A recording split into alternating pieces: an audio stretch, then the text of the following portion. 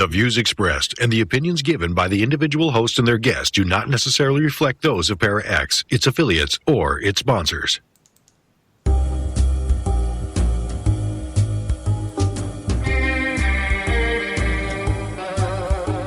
Step outside of your comfort zone.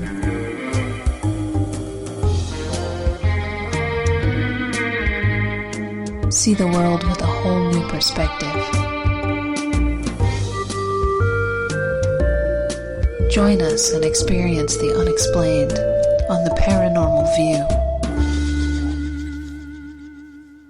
And welcome everybody right here to the Paranormal View on the ParaX Radio Network. I want to thank everybody for being here with us tonight.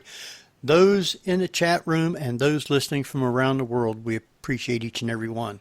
Tonight, if you got questions, you can private chat them to either H. Foister or Ceiling Cat, and we will get those answered for you.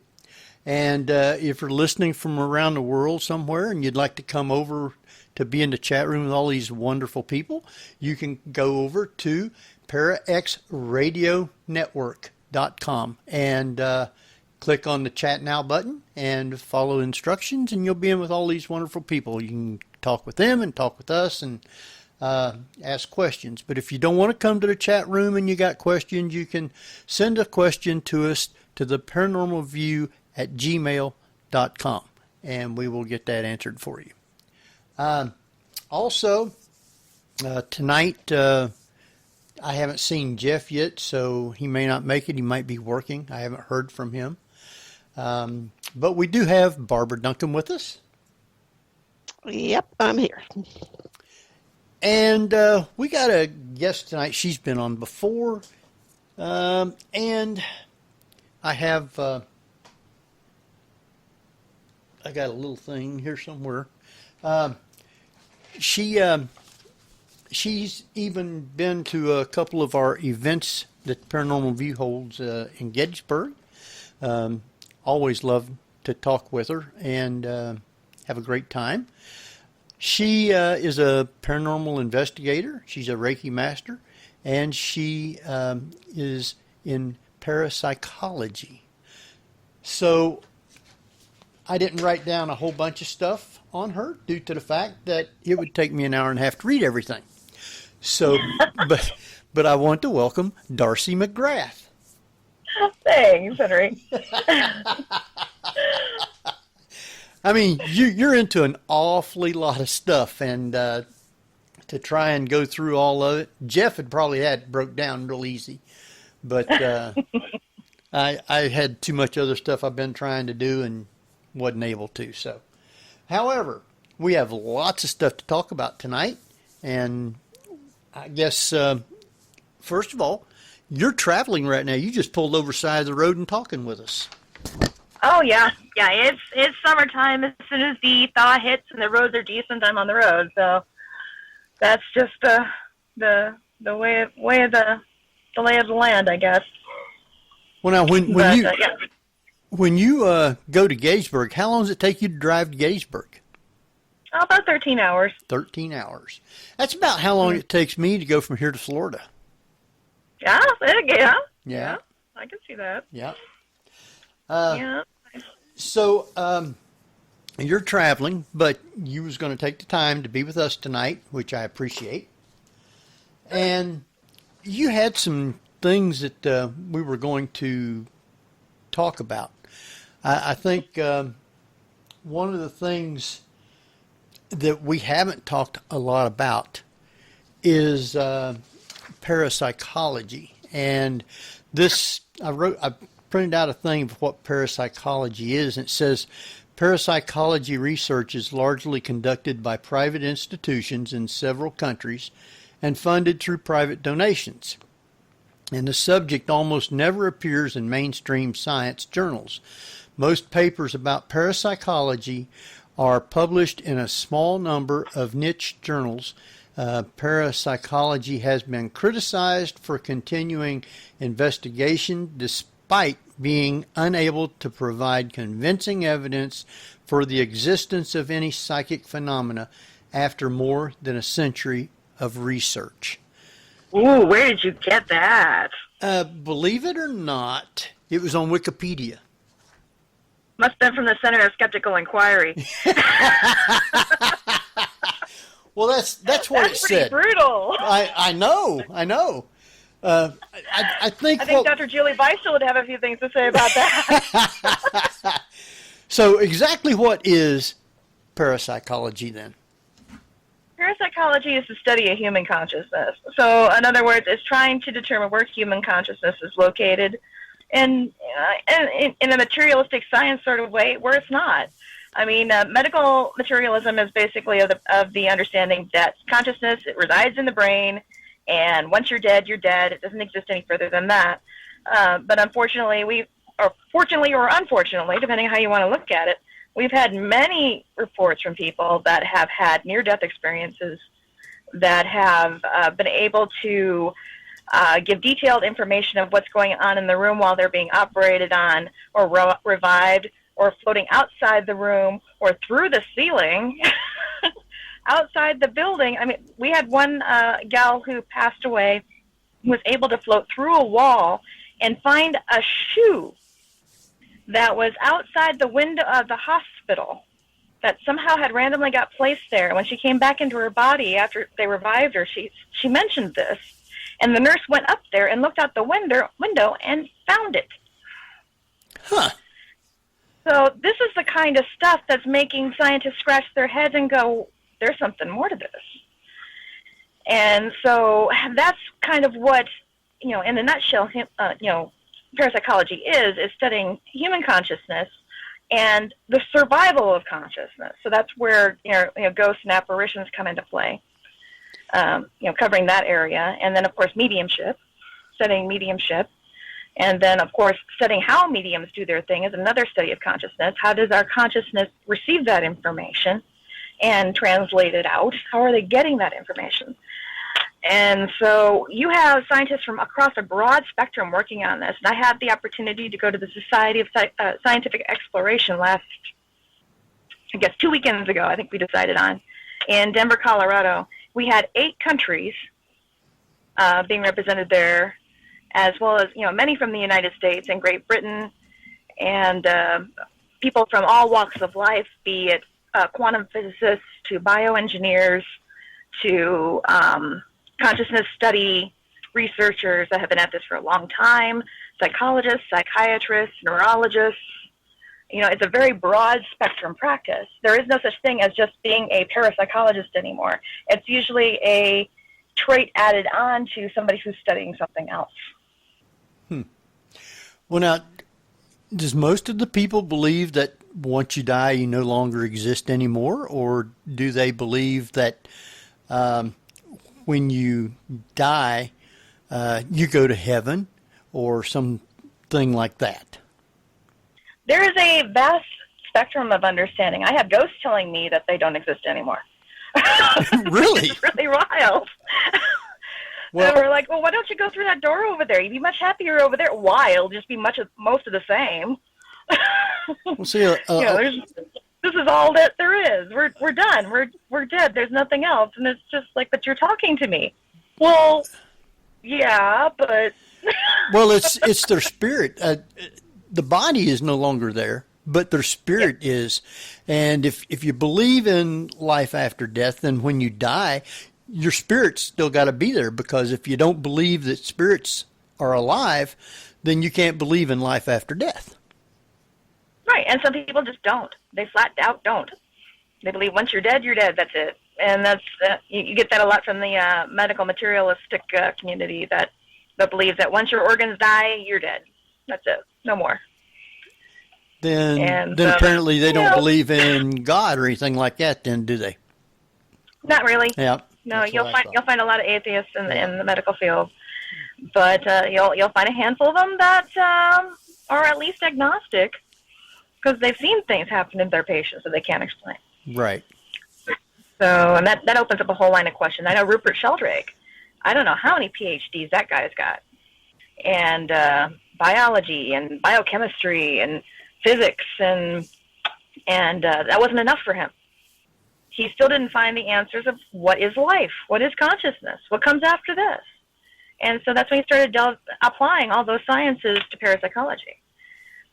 And so those are the kind of people that are in the field right now, and that's really kind of exciting, because before it used to be a taboo subject. You didn't dare touch it or you'd lose your tenure. Hmm. The colleges would just, that's true. the colleges would just let you go. It's like, no, we're not going to touch that. We don't need that reputation. Goodbye. I think you'll find more people in the physics realm right now that are more into parapsychology than the biomedical fields. Oh, I agree. I really think, in my personal opinion, that quantum physics is going to crack this wide open. And I think there's some other quantum physicists. Yeah. But, I've talked to other quantum physicists that agree, too. And they're just like, we're just using different language. I mean, you may have spiritual people talking in this way, but they could apply quantum physics to exactly what they just said. Mm-hmm. And it's intuitively come across. It's like getting the right brain language and the left brain language. They're talking different languages, but they're saying the same truth. Yeah, exactly. So, I mean, I had some challenging conversations today. Is that, you're studying the forbidden? And I'm like, I'm studying the forbidden. What are you talking about? Well, the Bible says. And I'm like, well, the Bible says what? Well, the Bible says that, it says no necromancers. And I'm like, do you know what necromancy is? And like, well, yeah, it's talking to the dead. I said, no. And then I had to go into a definition of what necromancy was. And then they're like, oh, well, I didn't know that's what it meant. And I said, well, why did you think it meant what you thought it meant? Well, somebody told me that. And it's like, you need to do, a little bit more than taking somebody else's word for it. You need to do your research. You need to back things up, or it can really mess with you. And like another gentleman that I had today that had some audio recording that he shared with me that showed something pretty dark that was hovering around him. And not only was it saying not so nice things, it was saying not so nice things in 5 different languages and using his voice to do it. Wow. And I'm just like, okay, now we need to look at this, because if it can use your voice to say these not so nice things, it can get in your head and say these not so nice things using your voice. And that can be destructive. Wow. Yeah, and then in the field of parapsychology, you can discover that humans can get in your head and do that exact same thing. Living humans. It can. Yeah. And if it was using just plain English, I would have actually jumped to that first and said, he's got some serious subconscious work that he needs to do and clean this up, But the fact that it was using 5 different languages that he's never spoken a day before in his life made me think that there's something else tapping in here. And but he was pagan, and he doesn't believe in dark. And I'm like, what do you mean you don't believe in dark? You don't believe in bad things? Well, no, I don't believe in evil. I said, no. I said it was dark. I didn't say it was evil. Evil is subjective. And you can apply a lot of religious overtones to evil. But I said, no, this is not meaning you good intent. Let's put it that way, okay? It's bad. It's being naughty. Let's put it that way. We'll skip all the religious talk at all and just put it that way. It doesn't mean you good vibes. So you need to address that in your personal life. So it took a while to get that through, because he wanted me to discuss it in his terms that he believed. I'm like, I can't do that. Right. I can only tell you what I am witnessing and what I am hearing, and you can apply whatever belief system you'd like to that. But as far as the damage it can potentially do to you, that's what you need to be aware of. So, and it's kind of a different mediumistic approach, and that is one of rationality. If the two can combine, when you do that, you have to state only what you're hearing and seeing, and as a data, not as an interpretation. Yes. And if you talk to a lot of the labs that are dealing with mediumistic study right now, they will only work with secular mediums. And I had a little difficulty with that term. And I said, I had to talk to Mark Bocuzzi about that down at the Windbridge. I said, you use secular mediums. What do you mean by that? And he did. He explained it very similar to what you just said. Speaking of the information they're receiving straight out, no spiritual interpretation. And I'm like, oh, yeah. Okay, So okay. not like saying it's coming from a guardian angel or anything along those lines. It's just, this is what I'm Right. hearing, and I don't know where the voice is coming from either. Right, yeah. Archangel Michael isn't telling you something. It's not coming from a demon. It's not coming from, it's, I'm receiving this information. This is what they're saying. That's it. So, yeah, it was it was really an eye-opening conversation. I enjoyed it immensely. Well, which it's cut out a lot of people because there's a lot of mediums out there in the world that are that they think that their gift is God-given.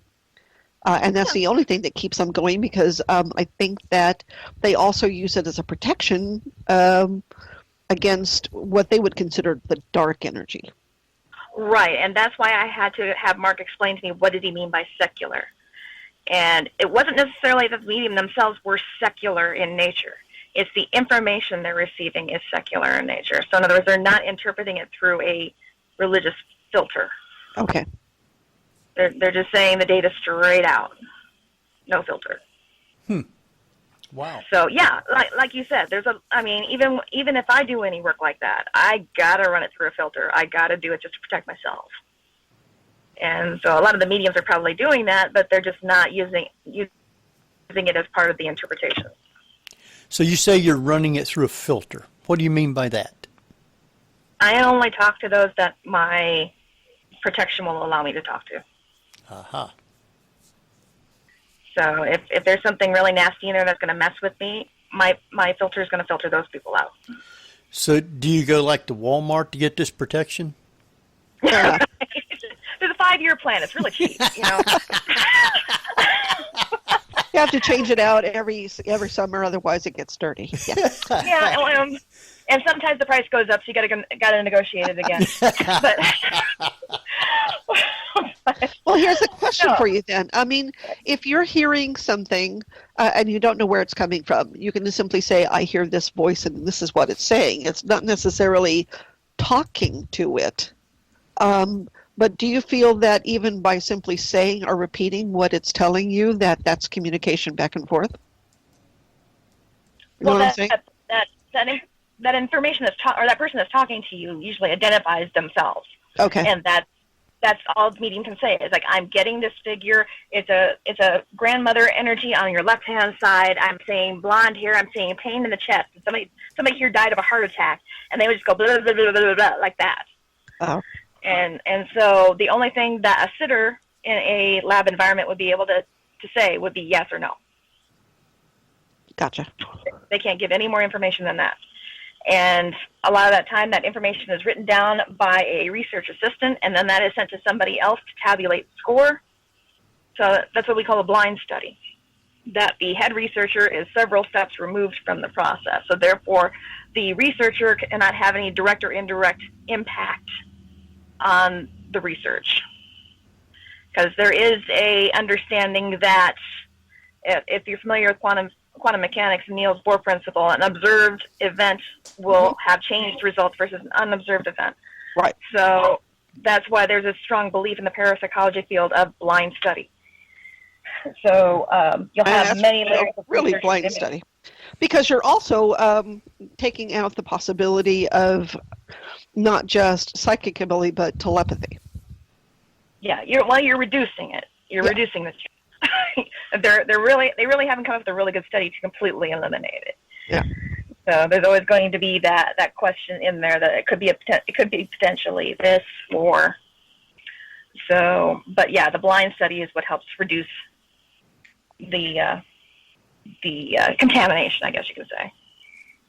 Because I was tempted to put together a study over the holiday weekend where we would be in a private residence, and I would have two physical mediums. I got to be careful how I use that word. 2 mediums physically present in the home. I would have them go through the house independently with different researchers, and then I would be on the phone with a remote medium, and they'll be giving me their impression, and I might have a second one do it too. And I would be in charge of the remote mediums while the other researchers would be handling the other mediums, so therefore we would be separated from each other. So I wouldn't have any information coming in from the mediums walking around inside the house that might bias me as a researcher talking to the remote mediums. So, you're talking about remote viewing then, in a sense. Remote viewing is kind of a different practice than remote mediumship. Okay. Yeah, remote viewing is very structured. You're dealing with specific questions to keep you in a very focused state, and doesn't necessarily require a mediumship skill to do that. Some people who have difficulty with meditation have a really good shot at doing remote viewing because it's very structured and it's very rigid, and it keeps your mind, focused on the present. It's very good at that. So you can do remote viewing? Yes. I've done remote viewing. Dr. Chuck Kennedy does remote viewing through his lab at Project Psi in Chicago, Illinois. And he's formulated a group of researchers that do remote viewing and mediumship, and they work on missing persons cases. Wow. And yeah, they do it at the Stanford Research Institute as well. Yeah, I Stanford think that's Research. Stargate people. Stargate was separate from Stanford. They actually separated from Stanford and went into the government. And once they went into the government, that's when it became Project Stargate. Stanford still hung on to doing that in their lab there, but they kind of Ingo Swann, who was kind of helping Russell Targ and helped put that together at Stanford, went off with the government and helped them put together Stargate. But some of the methods that we use in our remote viewing program have been looked at by Russell Targ, and nice. So yeah, it's kind of an exciting program to be part of, and it's a good psychic tool. Oh yeah, for people that want to jump off into other psychic abilities, or find one that they didn't know they had. I mean, before I was doing remote viewing. And the only thing that Doc ever gives us when we do a strict remote viewing view is a 5-digit number. That's all. Not where's the case, not who's missing, what state, nothing. Here's the 5-digit number. Go. So you can remote view pretty much where you want to? Yeah. In other words, you could see what is here around me, around my laptop? Oh, yeah, I would actually have to sit down with my paper and go through the motions of it. But, yeah, I can even do it at a point in the future. We had a fun time in the Rhine Research Center where we actually did a remote viewing class with Paul Smith, who was part of Project Stargate. And he had us do what they call an outbound study. And that's when we were to do a remote view on a location he was going to be at a very specific point in the future, the following Saturday. And by the time we were done with the class, I had the picture and I sent it to him. And he contacted me midway through the week and said, now, I just wanted to be clear. Did you mean to draw this as to what happened to me last weekend or what happened to where we're going to be this weekend? I said, this weekend. Okay, I just wanted to check. I'm like, what was that about? But we ended up getting into class, and he reviewed the tape of where he was. And basically, as soon as the video started rolling as he got out of the car, that is exactly what I drew. I drew the mountains, awesome. I drew the trees, I drew the lake that was in the background. You couldn't see the lake from where you were at, but if you did a bird's eye view of the park, the lake was right behind the trees. Wow. And it was kind of funny, because instead of being impressed, he was like, well, with a little bit more structure and a little bit rigidity in practice, you wouldn't be distracted by the lake. Wow. Okay. And I was laughing with Dr. Kennedy, because I was just like, boy, if he went missing in that park, he'd probably be really happy I found that lake. And he's like, yeah, you would.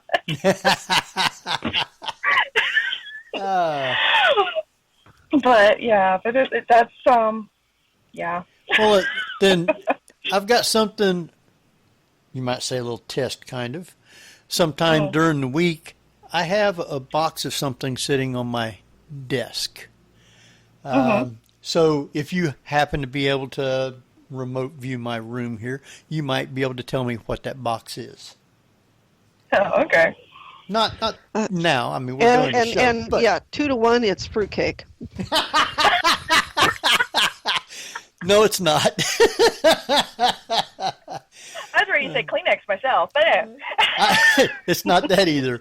I got a question from the chat room already from Patsy, and she wants to know: have you remote viewed any other planets or the moon?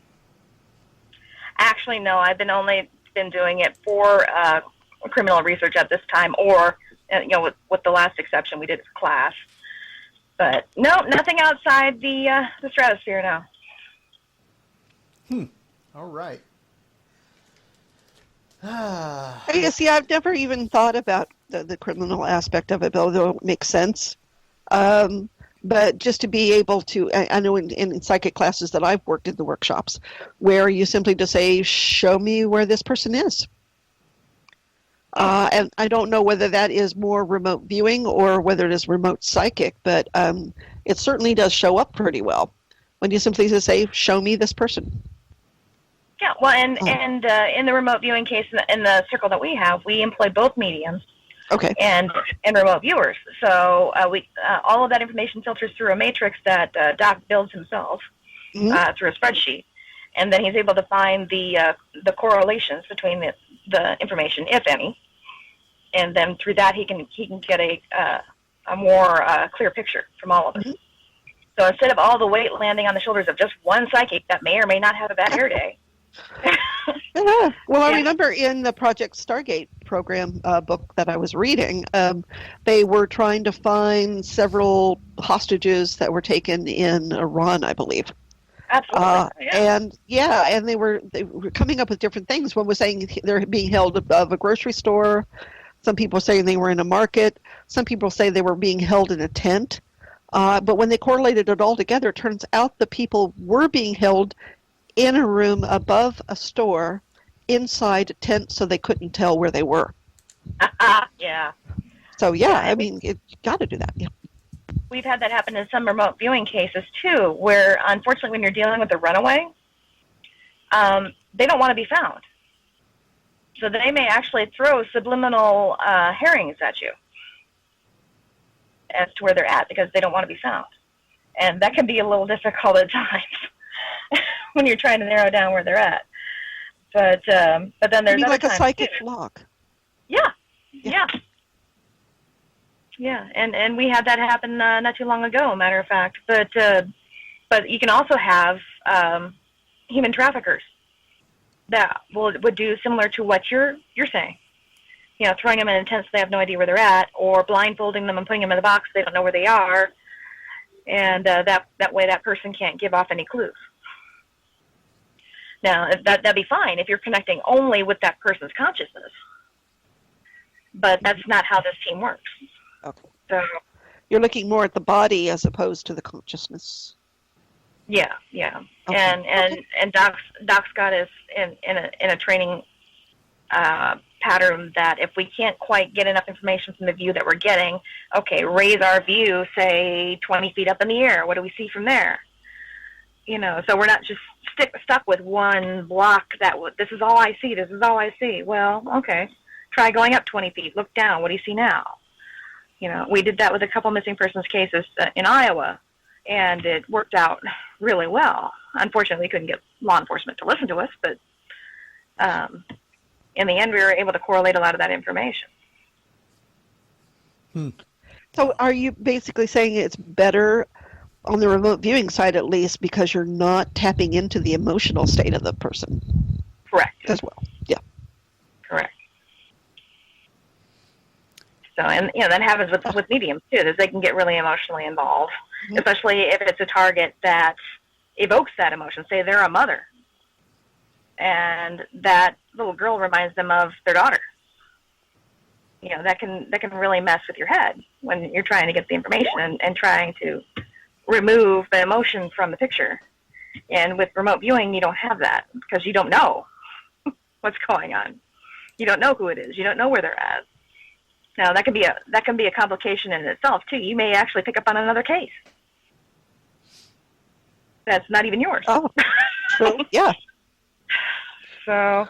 And we got a great question, and that is, are there people that simply you cannot read? Are they that good at throwing up emotional blocks that you simply can't read them? Oh, absolutely. I mean, any medium or psychic that's been doing this for quite a while can probably attest to that. It's just a frequency that they can't take off. And if you had a good psychic or medium, they will know to say that and say, yeah, take your money back, or they'll give most of the money back and say, try another time. It might not be a good day for the medium, but then again, it might be the person too.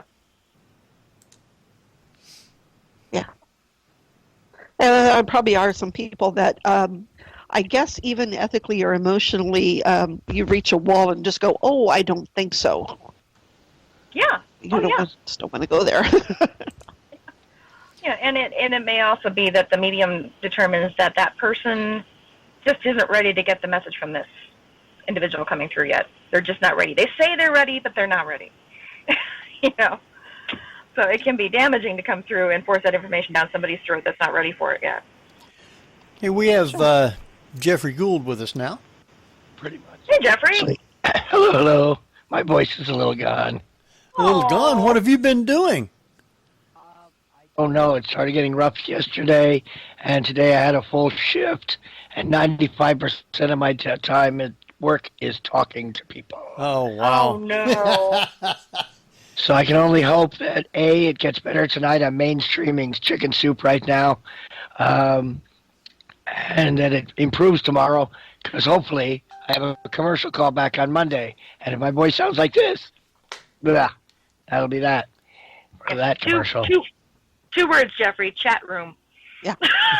If only my browser. Yeah, really. If only my browser could do the chat room. Oh. I have two browsers, neither of which like the chat room page anymore. Oh, no.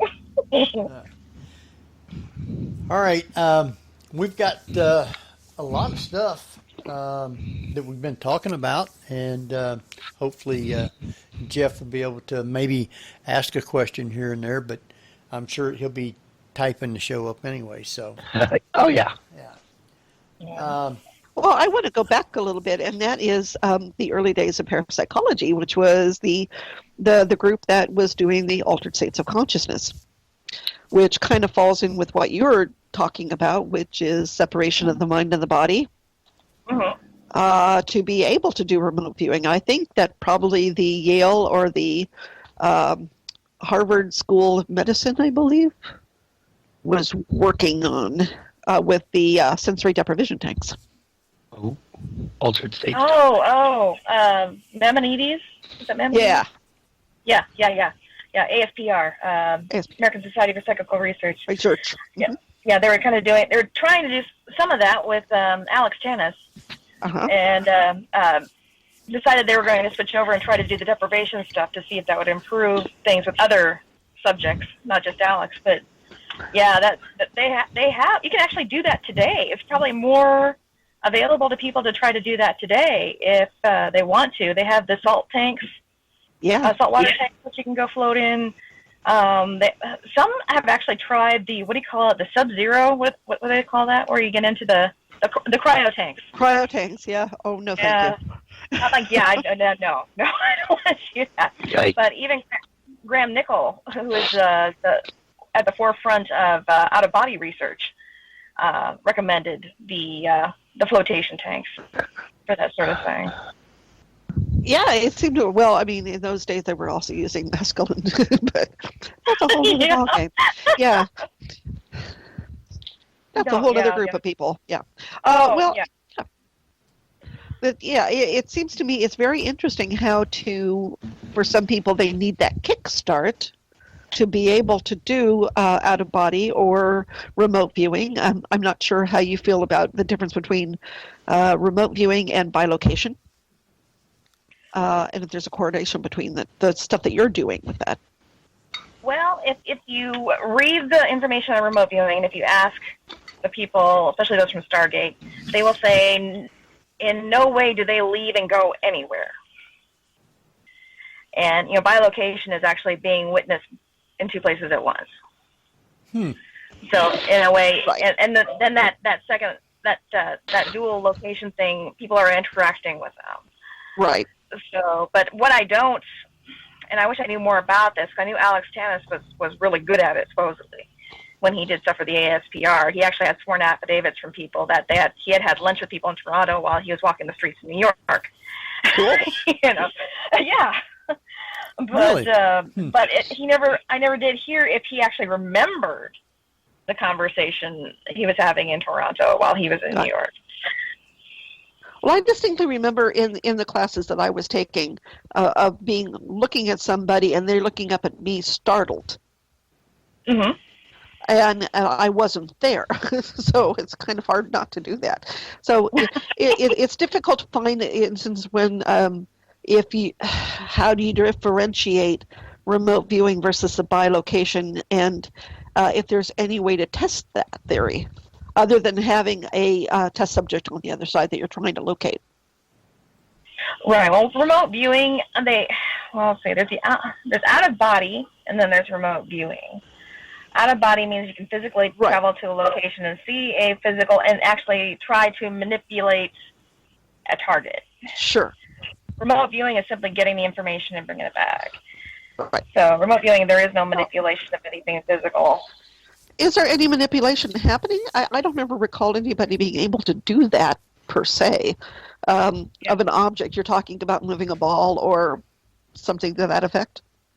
And ironically, some of those subjects actually reported being able to do that, but there was no physical evidence from the observer side that anything happened. But from their side, they saw themselves moving the ball. Oh, interesting. Yeah. And it's ironic, too, because some conversations that we've had in haunted locations where we've tried to get entities to move things, and they'll say, we are. And we're looking right at it, and it's not moving. So I think it's going to be really... Go ahead. On their side, it is. Yeah, but if you're looking on at their physics, side, it may be. Yeah. If you're looking at physics, there might be, and we're looking at a holographic universe, it might be very well that they are manipulating the ball on their side. It's just that it's not moving on ours. Right. Yeah. Yeah. Or it could be... That's what Could it be like a difference in the time that it's actually being done, that they're doing it so they see it moving and the people then don't see anything? That could be a possibility, too, because we know time works very differently on their side. Or so they say. So they say. But, I mean, if time is nothing more than a biomechanical process, then yeah, time would be different because there's no biomechanical process, right? No. Kind of weird. Some would argue that time is just an invention we made up to mark the passing, and be late for appointments and stuff. But obviously, we have a sun that goes up and a sun that goes down. But again, sometimes we talk to those people in that other state, that other place, wherever they're at, and we say, "Is it nighttime or daytime there?" And they'll say daytime, when obviously we're looking around and it's night. All right. And so it's kind of sketchy. But I think the more research we can do in some of this out-of-body stuff, I think we're going to find a very close correlation to that world and the one that the out-of-body people are experiencing. Wow. All right. I think that would be really interesting. Yeah. I think especially if you're looking at also dream state correlations with that. Where can you manipulate the time? Can you manipulate your surroundings to whatever you want? If you want it to be nighttime, it will be. Yeah, if you talk to people that are expert lucid dreamers, they will say yes, they can. But from what I understand, it's really hard to do. It's you got to take a lot of. It's almost like doing an out of body. You have to be really, really practiced and do it a lot to get even halfway good at it. And even the people that do out of body right now, they'll tell you it's hard to get common results every time. But it's just a state that we're not we're not really programmed to be in. So, yeah, but I mean, if you look at some of the practices of out-of-body experiencers, they will tell you some similar things that we hear from the paranormal field, like thunderstorms and lightning storms. Out-of-body experiencers are not to do that during a lightning storm or a thunderstorm, because the energy is so chaotic, you could end up places you don't expect to be. It could zap you. Wow. Clear out of control. Oh, that's an interesting thought.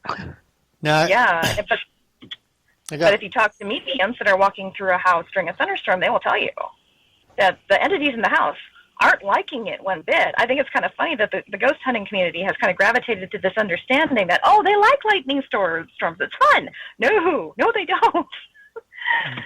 If you talk to these mediums, they will tell you they are huddled.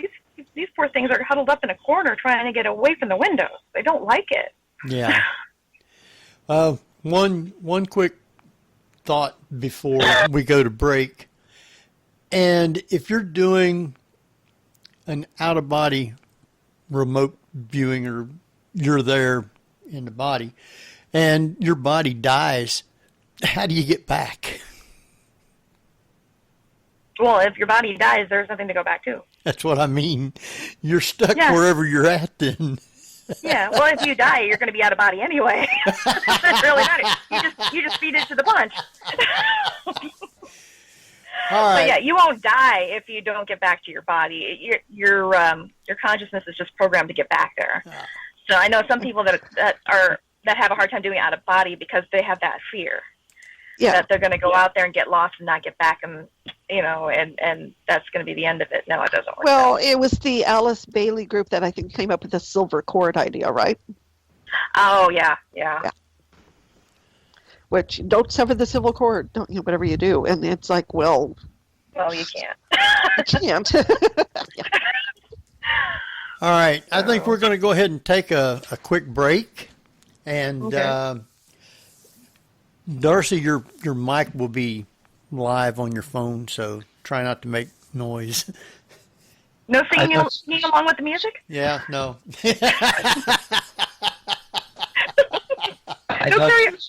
Karaoke. And you probably won't hear anything. It'll probably be like dead air, because since they've changed Skype and everything, it doesn't carry any of the music or any commercials like that. So you may look out and might hear it, but then most of the time they don't. So it's going to be like just a couple of minutes. Won't be very long at all. And Jeff, are you able to take us out, or you want Barbara to do it? Let's find it out. All right. You're listening to the Paranormal View on para-x.com with hosts Henry. What's worse from since work? Ceiling Cat Barbara done my stick. I'm sorry. Yeah, I can't. No, Yeah, I'm gone. we will be right back with our guest, Darcie McGrath, just after a few messages. Whether you're listening at home, at work, or anywhere, thanks for making Para-X part of your day. Your source for everything paranormal. Para-X. And welcome back, everybody, right here to the Paranormal View on the Para-X Radio Network. I hope everybody is having a great time tonight. Those listening from the chat room and those listening from around the world, we appreciate all of you. Great questions tonight from a great guest, and want to welcome back who has a very hard time of talking, Jeffrey Gould. Hey. All right, and we got Barbara Duncan. I can talk better than that, at least. And we got Darcie McGrath with us tonight. I think Jeffrey's got the perfect voice for this show right now.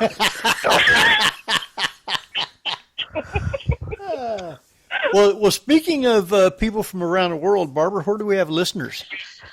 Well, tonight they're coming from all over the United States, the United Kingdom, Canada, and Spain. In Spain.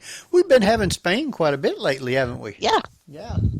They're right regular. Ooh, our last conference that we were out of that had somebody from Portugal. So. Yeah. Yep. Wow. So we've been talking about parapsychology and remote viewing and all this good stuff. And I've got questions here that's come in. Let's see. It's pretty much, I don't guess it's exactly what I'd asked before we left, but it's from Coffee for Dessert, and wanted to know, has there ever been a case where someone was doing an out-of-body and wasn't able to get back right away? Like they might have got lost or almost lost? Not that I'm aware of. There's usually a time limit for these kind of things, and for most experiencers, it's not long enough. They wish it was longer. But there is some times where they're trying to get back to their body earlier, and they might have a hard time getting right back there. But usually, if they wait just a minute or two, they usually snap right back. All right. Well, it's kind of like a hypnotic state, right, where you have to physically keep somebody under by reinforcing it. You want to go back to consciousness. Yeah. Yeah, there's a practitioner by the name of William Bowman. He works at the Robert Monroe Institute, and he does most of their remote viewing stuff. And he has several successful remote viewing out of body experience programs. And what he usually recommends when you're in the out of body state and you're losing your lucidity, like you're not quite retaining or focus, you're supposed to use the phrase "consciousness now," almost as a reinforcement, and that usually brings things back into focus again. Interesting. Now, okay. Now, I've never successfully got out of body, so I haven't been able to tell you if it works or not. But he does recognize that as a challenge, and he said for most in Buddhist meditation practices, at least where I did, in order to stay in that meditative state, and when thoughts start crowding in, you simply say no. So I guess you need that trigger word to do this with. It's same with a hypnotic state, it seems to me. Oh, sure. And even in the book, The Secret, if we have listeners out there that have read that book, whenever you have those negative thoughts coming across your path, or you say something inadvertently that may actually attract negative, you either in your head say it or out loud you say, cancel, cancel, cancel. And that actual physical act of doing that will help release the anxiety attached to that negativity. Now, say, I guess the party whom you're trying to reach is not available. It doesn't work very well. So if someone's doing an out of body and they're somewhere and somebody comes in not knowing and starts talking to the guy and wakes him up, does that body automatically come back to the body? It may snap back, yeah. It may snap back. What happens if it doesn't? Yeah, and if you're not ready for it, I think I have had a couple experiences where I have been out of body, but I just didn't retain the event. Sometimes when that body snaps back, it hurts. Wow. It almost feels like somebody kicks you in the gut. Wow. And at first I thought, like, gosh, who's in this room? Who's attacking me? And then I talked to somebody who had actually done out of body on a regular experience. They're like, oh, yeah, you snapped back. That's what that was. I'm like, oh, is that what that feels like? Oh, wow. Okay. Well, seriously, if you're doing something like that, you have to really be focused and I guess practice at it for a long time before you can do anything like that. Which I can't focus on something long enough to do it. Yeah, you just got to find your right trigger method that you want to use. And there's multiple methods, especially if you go through. There are many books out there on out-of-body experience or experiments and how to do them. And, William Bowman's got a couple books out there, too. And I think he's got 5 or 6 different techniques that you can try. And it takes practice. And, and I'm ADD. So, yeah, I have trouble with that whole focus thing, too. So, yeah, I understand. So I have a question for you then, as a paranormal researcher and investigator, and doing this type of work. Have you ever come across what is known as a haunted location that's actually haunted by a living person doing astral projection or out-of-body experience? A conscious projection? No. I've seen people haunt their own houses. Really? You know, the after image, image of themselves is in the environment there, and I've had other people that have witnessed people that they've recognized in the house, as living down the street, but somehow their younger image is somehow trapped in the upstairs bedroom, but it's not conscious, it's not communicating. But there has been, I think Robert Monroe talks about it in one of his books, where he actually did a out of body where he arrived in a house. He was looking for somebody, and he ended up in the wrong address. And he ended up walking through the house, and this little girl looked up at him and started talking to him. Oh, wow.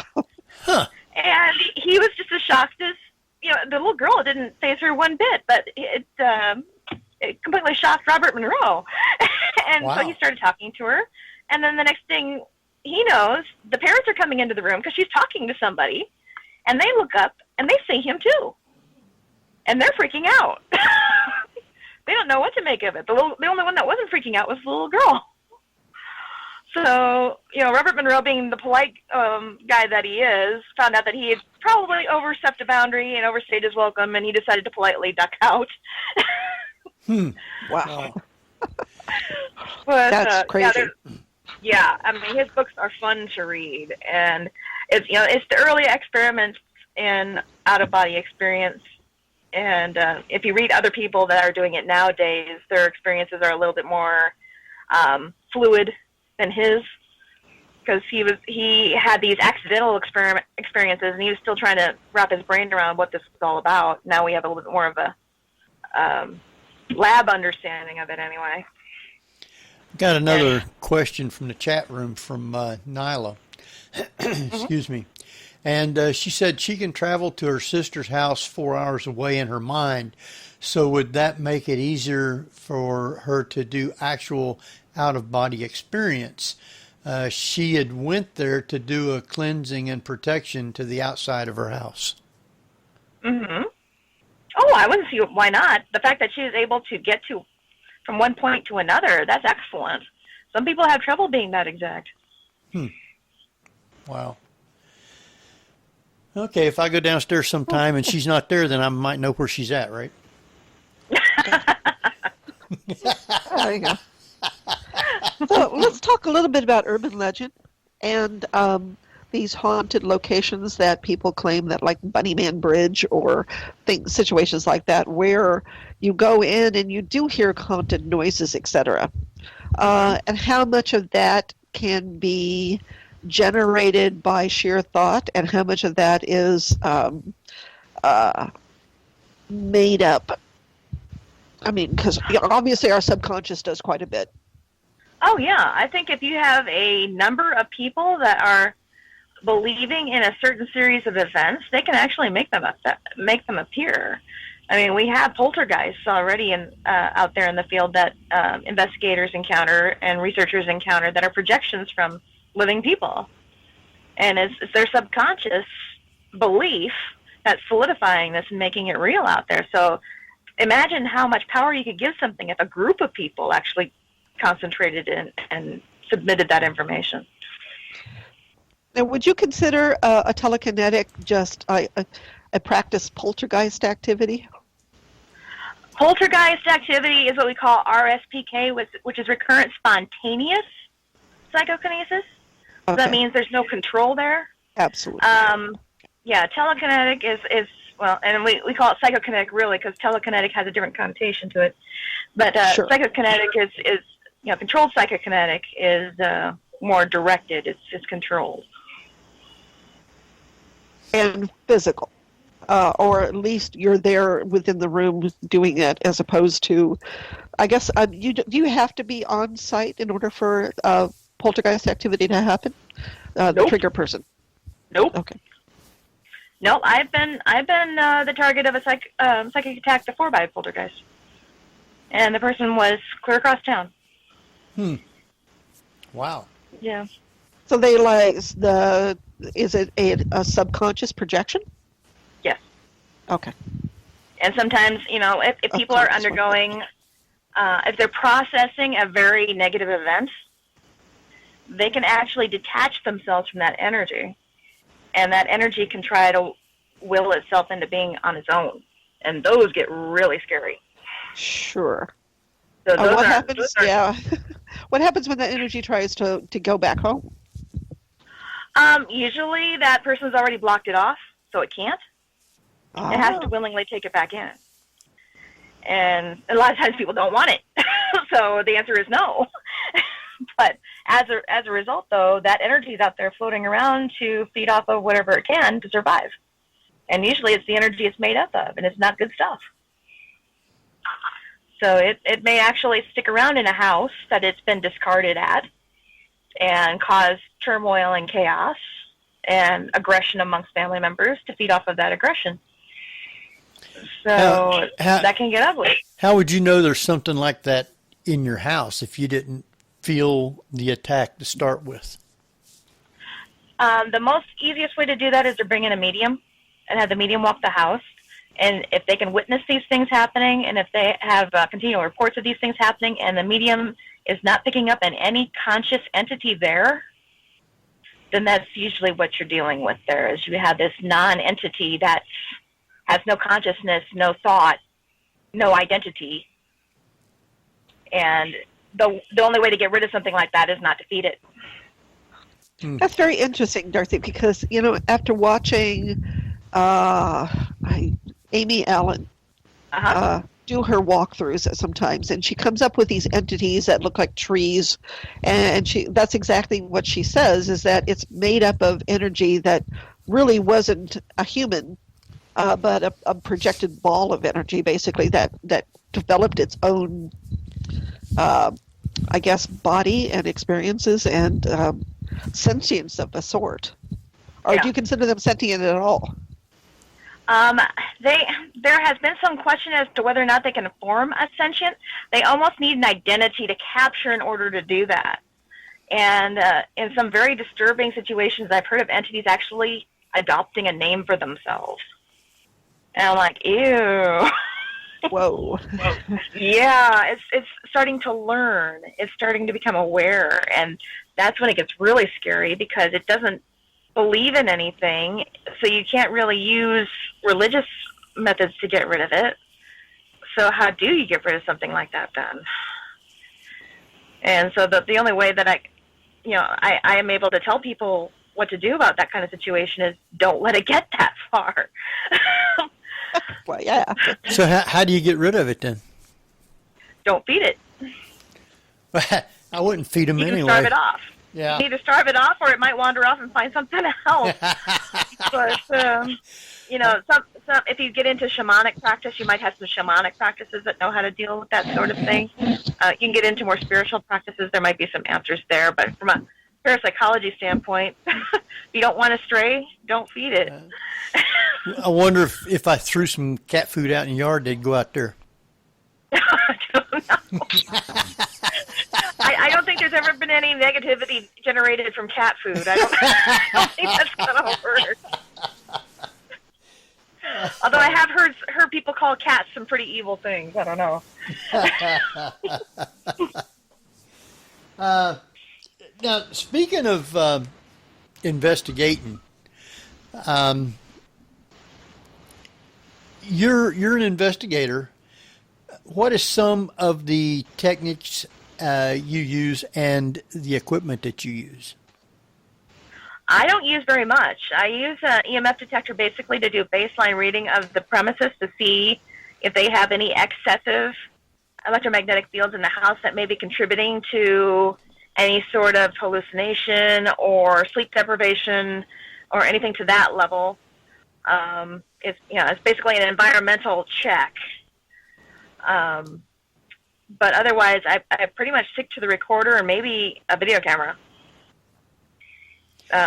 Now, you got these people that goes into these houses and they'll set up 15 dozen cameras and run them all night. When people does that, is it worth getting all that equipment compared to what you might actually catch on one? I think it's a lot of work for very little result. I would rather take a medium and have them tell me where to point the camera. Well, that would be a good idea. Yeah.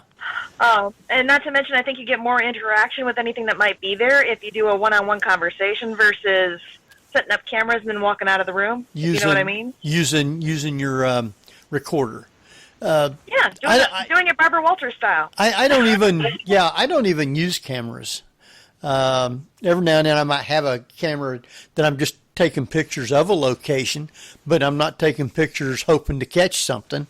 But a recorder is the main thing that I use. What do you think on some of the new types of equipment that they have, such as REM pods and SLS cameras? I think it's kind of overboard. I mean, if it's actually commercially released with schematics, then fine, use that. But if you don't know how the thing was built, then you're kind of throwing your money away. I know I've seen some really expensive, flashy, pretty pieces of equipment that have like 5 or 10 different sensors built into it. And I'm like, how do you even know that they shielded those sensors properly? You don't know. Some guy built it out of the back of his garage, and you just gave him $250 for that. And if that's going to be the first thing a skeptic's going to target you for. Is that how is that built? What's the sensor range? What kind of what kind of accelerometer do you have in there? And you're not going to be able to answer any of that because you don't know. So work with what you know. That's the most important part. Know the equipment you've got. So you know how it operates. You know what the shortfalls are.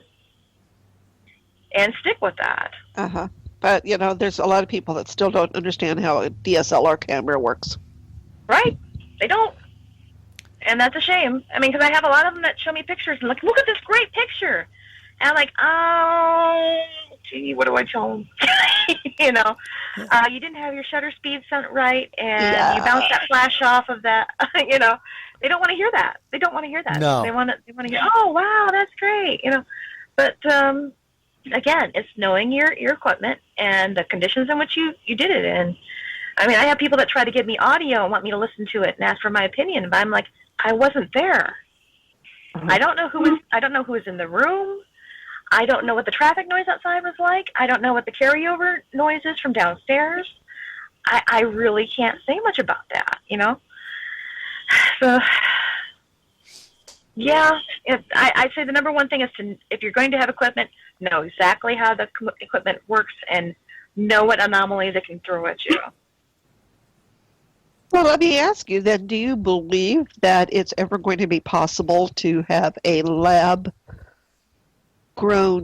entity who's going to stand there and be able to capture what you know to be true EVPs in a sound room? That can be complicated. Yeah, I can't say. No, it's difficult to it's like field research versus laboratory research, and at some point you have to develop a field research process. Yeah. If you want to study how a species migrates or how a species acts in their habitat, you have to go to that habitat. You can't do it in a lab. So, is it the difference then between lab-grown experimentation versus field research? Well, there's definitely a big difference between the two. But the other thing we have to realize also is we've never got down to the core of what a ghost is made up of yet. Very true. We only have guesses. And you have people that'll shout from the mountaintops, they're EMF energy. We don't know that. Yeah. There's never been any white paper written that says for any definitive purpose that that's what our energy is made up of. I mean, we have some talk going on in the quantum physics field about subtle energy or subtle matter. And there's still a lot of skepticism in the field and within their own community as to whether or not that exists. And because they don't have a way to measure it. They don't. And it could be that the energy that we're talking about, that these entities are made up of, we don't have the scientific ability to measure yet. True. So it's not impossible. It's just not within our capability right now. So what? But yeah, we can speculate, and I guess that's pretty much all we can do. And we were speculating about black holes for years because we couldn't actually see them. We could tell what the effect was, but never actually be able to see or quantify what a black hole was. Yeah. So now we're getting better at it. We're getting better at it. Yeah. So, as our understanding grows, the more we'll be able to build the instrumentation, be able to detect such things.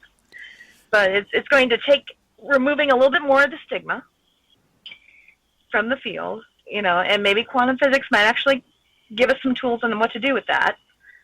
I get a little frustrated sometimes because quantum physics is so busy looking beyond our stratosphere to test theory, when I think they have plenty of places they could do it right here. But again, they're probably going to get a lot of violent pushback from their own community if they try. Oh yeah. Well, there's still a lot At of least, there's still pushback today as about what free will really is and what consciousness is. Mm-hmm. And you're never going to have an agreement, at least right now anyway, if there's even such thing as a free will. So yeah, I mean, you can, yeah. Yeah, we got to get to consciousness first before we can even think about that. So, what kind of lab would you have to have or build to be able to test all this? You would have to have the right instrumentation. You need to have the sensors to be able to pick up the subtle energy that we're made up of. And we don't have that yet. So yeah, we could have, if we had the sensors to be able to pick up that energy, we could build a lab for it, sure. So you could almost build like a cage full of sensors. If you had a person that was about to pass, and you brought them into the lab to where it's just them and they're in the lab and they pass, you should be able to project their energy and figure out a lot of stuff through that, shouldn't you? Because it would be there in the lab. Maybe it's not. Maybe it's a totally different. Maybe it's a totally different dimensional thing. Could be. It's like we were talking. It's like what we were talking about before with people being out of body and the entities telling us, "Oh yeah, I'm moving it. Can't you see it? I'm moving it."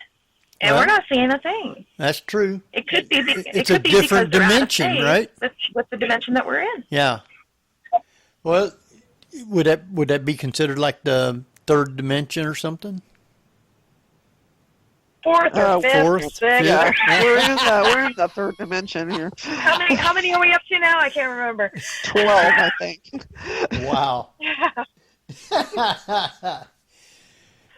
But there seems to be some overlap, and and quantum physics talks about quantum entanglement, and that those interactions we have with the other world may very well just be that.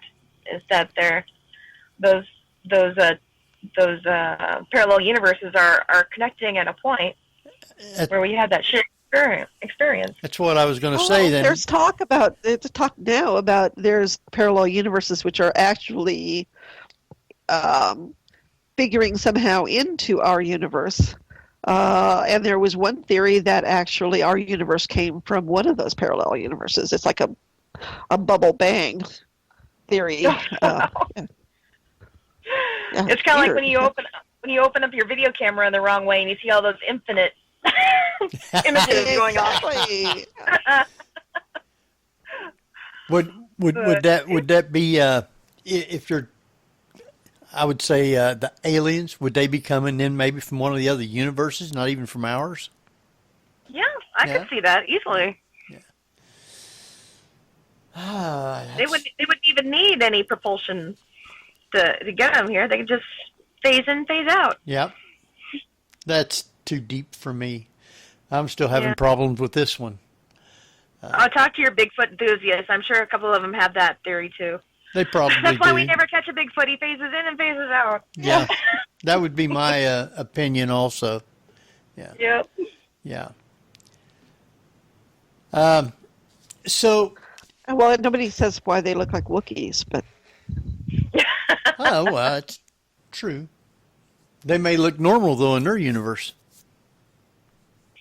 Well, next time we run into one, we'll speak Kashikian and see if they answer. Or they might just be using that as a disguise while they're here. So. Oh, that's it. Yeah. They're signing autographs. Yeah. So, as an investigator, what are some of the places that you've actually went to investigate? I've been to Whaley House in San Diego. Got to spend the night there. That was quite fascinating. Was that place is as busy as they say. It's not?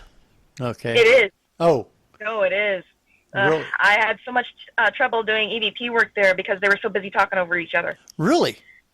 And I was like, whoa, this place is intense. And then we had some physical stuff happen while we were there that night. Shadows bouncing across the walls. We had an entity that walked through one of the rooms outside of the courthouse where we were at and walked through a wall. And we thought somebody had come in off the street because it's kind of a bar hop district down there now. And so it's kind of noisy. That was kind of annoying. And we thought somebody had left the front door unlocked and somebody had wandered in drunk or something. And so one of the docents had to run out there and check, and he came back with this big old grin on his face. He said, "Welcome to Whaley House." Huh. So that was pretty funny.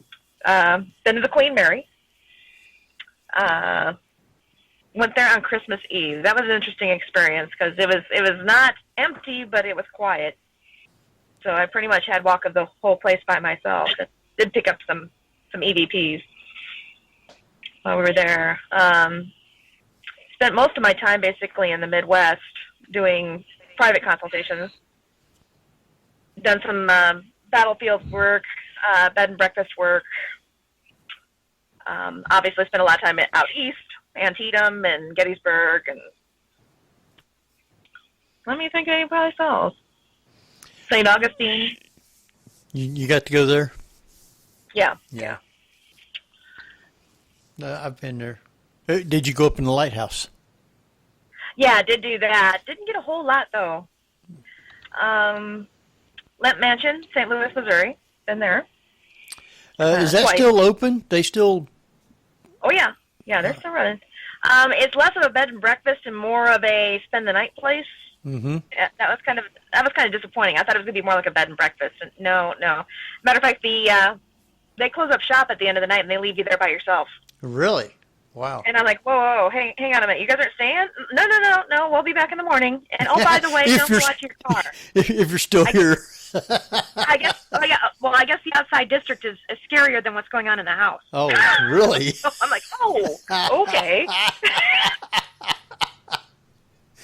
It's in a rough neighborhood, huh? It's in a rough neighborhood, yeah. I don't go to those places. That experience was really interesting because we were actually there a week before TAPS got there. And they did their hour special there. And I think and this is to show how long ago it was, so I'm dating myself. We had about 4 or 5 DVDs full of stuff that we had picked up. Audio-wise, very little video, more audio than anything. And so it was really kind of surprising when TAPS did their reveal. They had, next to nothing, just nothing. Well, isn't it like that, though, when you go on investigations? One night you might go and get a lot of stuff, and another night it might just be totally real quiet. Well, and we're not going in with a full sound crew either. Right. Well, I mean, that's... We're kind of going...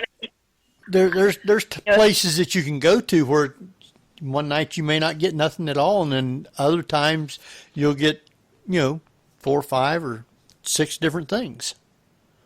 Easily. I think a lot of that has to do with the personality of the investigator, too. If you're coming in with a rough and tumble attitude and the entities aren't up for that, they're not going to come out. Right. That's true. But if, say, you do a lot of quilting and 3 of the ladies of the house that are in spirit do quilting, they might be attached to you and follow you around. Huh. So it all depends on if those entities can find common ground with you. But if they can't, then they're not going to come out. Or if you're totally polar opposite of them, they may not come out at all. So it all depends on what you're asking of them too. I mean, I see a lot of people that'll go into a place, slam a door, throw this, yell, say something, do something. They always want them to do that. You ever notice? Oh, yeah. And I remember the place I studied for 5 years. It was a bed and breakfast. The entities there were very cooperative, at least with me. And I actually had one of the entities say, "What are we, circus performers?" It's like, yeah, you don't. Wow. Now, do you notice when you go to do an investigation, if you're with a large group, do you think that because of the large group, most of the time you won't get very much at all? It'll be difficult to weed it out. Okay. I mean, you won't know who's making that noise or this noise. I remember I had an invite to go to a place that was a retired tuberculosis ward, and they brought 15 people along. And I'm like, and this was like a 5-floor facility. And I'm like, okay, so who's got the walkie-talkies? And the guy that was heading the thing up says, walkie-talkies? We don't need no stinking walkie-talkies. We've investigated here for years. We've never needed that. And I'm like, what if something goes wrong? What if somebody has a panic attack? What if there's a medical emergency? What if there's a security concern? What if somebody's walking on the same floor as somebody else and they're not announcing themselves?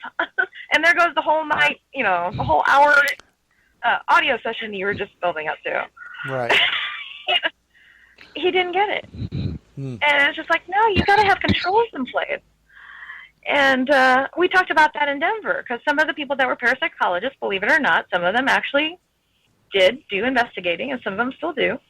But they will only go with a marked number of people, and that is it. And I agree with that. And it's going to be so hard to weed out the background noise, somebody's stomach grumbling, or somebody shuffling their foot, or bumping a door, not meaning to, and they're going to be embarrassed and not say it was them. It's complicated when you end up with a large group. Well, I know we had quite a few people 2 years ago, I think it was. We did the Fairfield Inn, and a lot of the people booked rooms to stay at the Fairfield Inn. You had one also. Even though we had quite a few people, were you able to actually get anything from there? It was rough. It really was, because it was difficult to tell if there was noise bleeding through from downstairs or not. I think the biggest issue we had was baselining each room before we started. Right. And baselining, EMF. Right. Because people were jumping and getting excited over EMF jumps and fluctuations, and I'm like, did you guys baseline the place first? And immediately you're like, oh no, we forgot. And so, screening each room before you go in, and there are quite a few rooms in that place. There is. It's a large place, and we had a lot of people.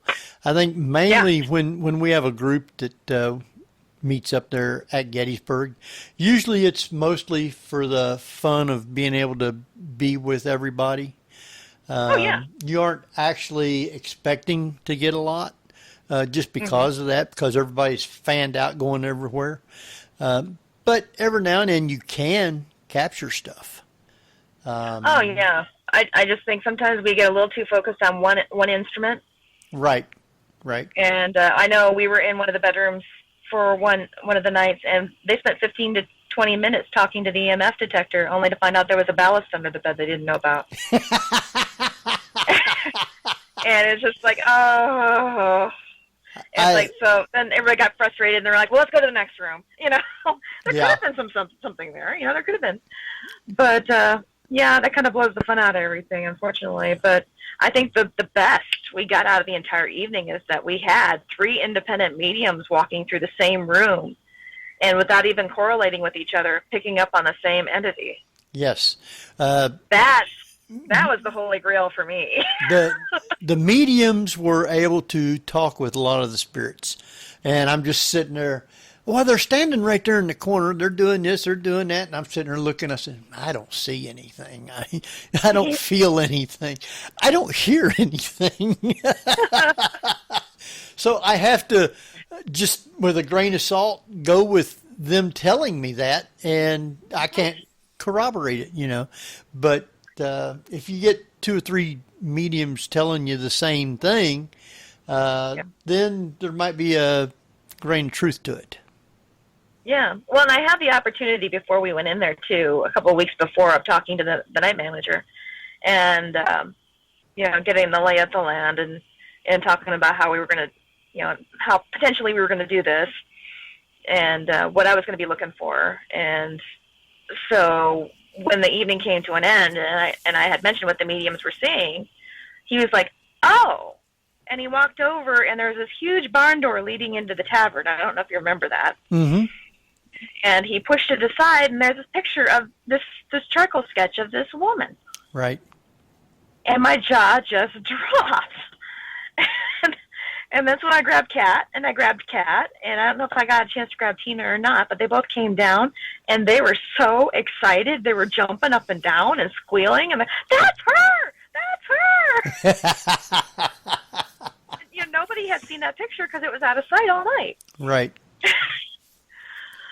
And so that was a, you know, could there have been an opportunity where they pulled the door back and looked, both of them? Yeah, probably not.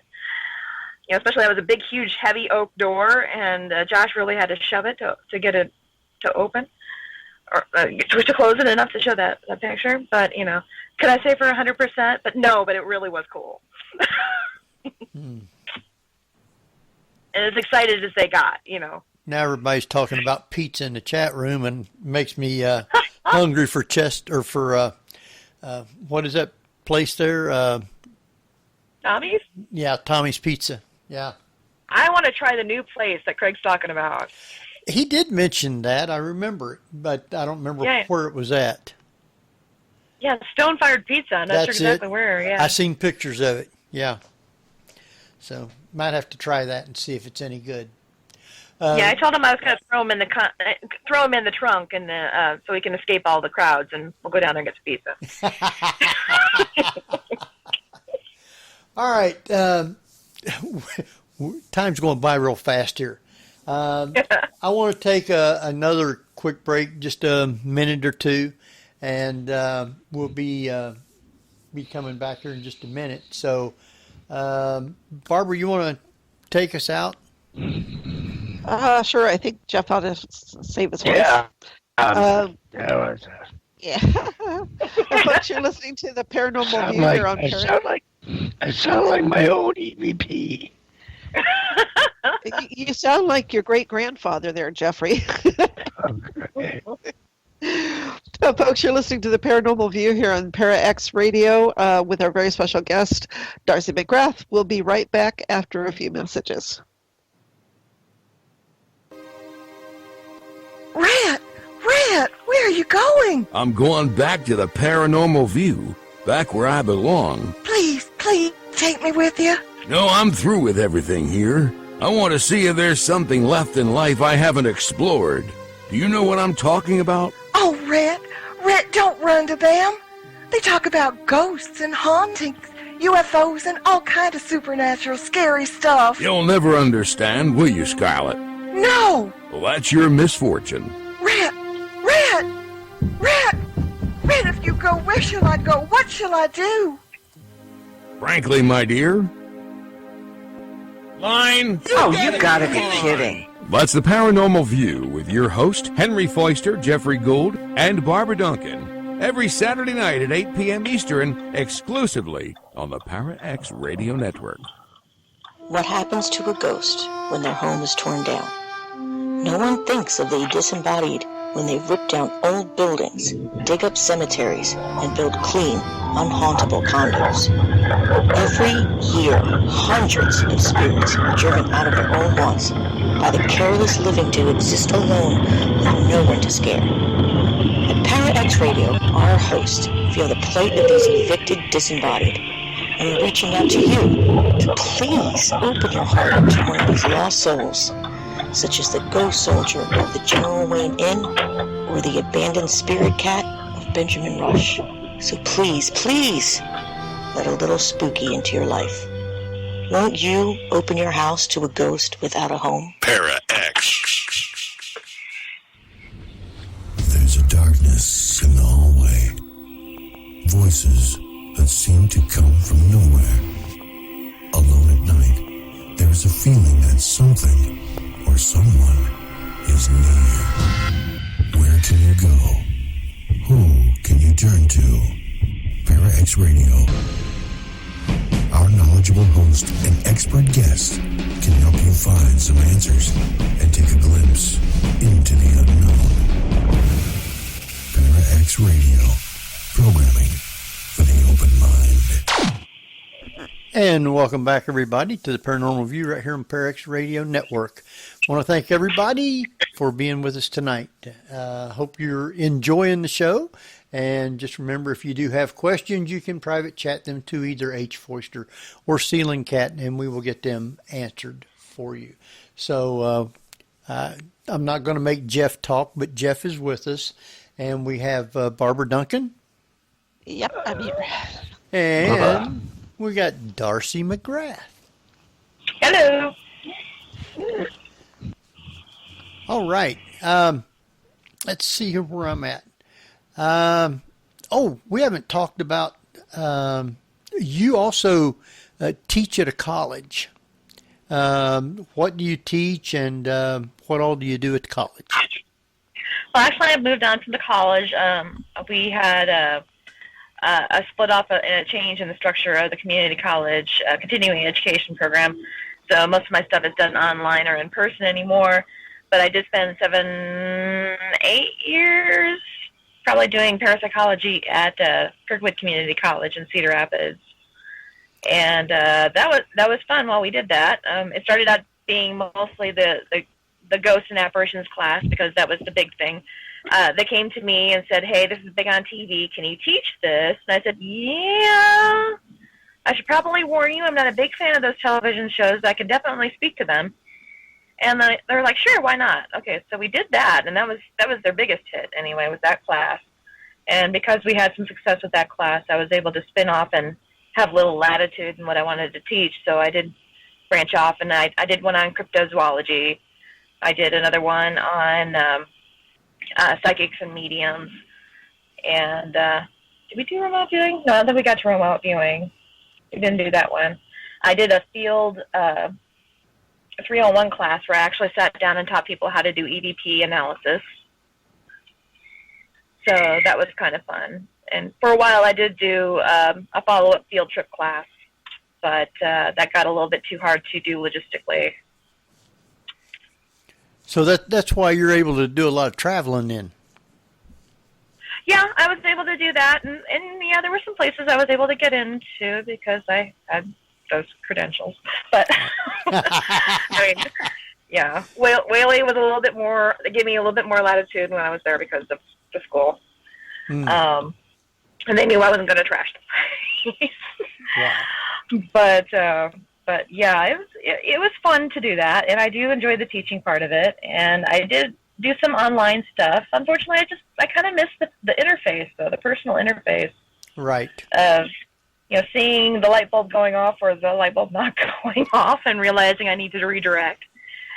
So that's kind of fun, and I might actually get to having maybe some localized classes and maybe just webcamming those and having people log in and join us that way if they want to do that instead of being there in person. And I can still have that interface, and they can still see me. Wow.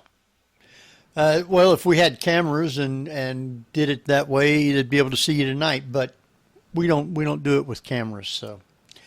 It's okay. I got time. You can go back and find out what the heck happened to Gabe and Walker's in Iowa City. Oh! Did something happen? Well, it's not there anymore. I don't know whether it's still there or not. And that was downtown Iowa City. Oh my gosh, that has changed so much downtown now. Yeah. That's Yeah, a where, lot of things. that's where Barbara's CODC from. Yeah. I went to college in Iowa City. Yeah. And Well, there that was a may be great, where I go back. What's that? there was a great parapsychology group there at one time in Iowa City directly, but that was years ago. Well, I have some of the researchers in Denver that were actually hinting that I should go back and get my PhD. And I had, for a moment, dreams of grandeur of bringing that parapsychology lab back to Iowa. Yeah. I'm sure the basement is still there. Yeah, more than likely. I don't think any of those buildings are getting torn down soon. Right. Well, now there's another thing that you do that is up Barbara's alley. You are a Reiki Master. Now, is there higher steps after a master, and is there different types of Reiki? There's add-on to, you can get a Karuna Reiki degree after you do your original Usui Reiki up to master. Only after you get through the whole Usui program can you do Karuna, which is kind of like a Hawaiian-based Asian hybrid. Yeah, there's many different kinds of Reiki. It's splintered off into this really huge, business. I've seen Celtic Reiki, and I'm like, Celtic Reiki? I've seen, there's one that a local friend of mine is doing. It's Karmic Reiki. And it sounds like Qigong, which is kind of a Reiki in a way, but the Qigong people can remove blocks. Okay. Yeah. So, the good demonstration of it was he had a demonstration I saw. A woman stood up. He had her hold her hand out, and they kept pressing down on it, and he would say, "Mother," because she had issues with her mother. Her hand would fall until he finally was pulling that out to the point where she could stop him from pushing her hand down. That's kind of muscle testing almost. Yeah, muscle testing, which sounds kind of what you're talking about with the Karmic Reiki. Yeah. But she added more symbols on top of the original, and I'm just like, oh, okay. So, I mean, I'll, maybe one of these days I'll peek in and see what she's working on. But one of the things I love doing with the Reiki, though, is before I attune them, I'll have them stand across the room, and I'll have a pair of dowsing rods with me. And I'll hold the dowsing rods, and I'll say, okay, now see if you can project your energy and see if you can get these to move.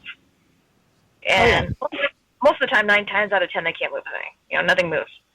And then after we do the attunement process, then I have them try again, and the rods move, and it freaks them out. They're like, oh my gosh, something happened.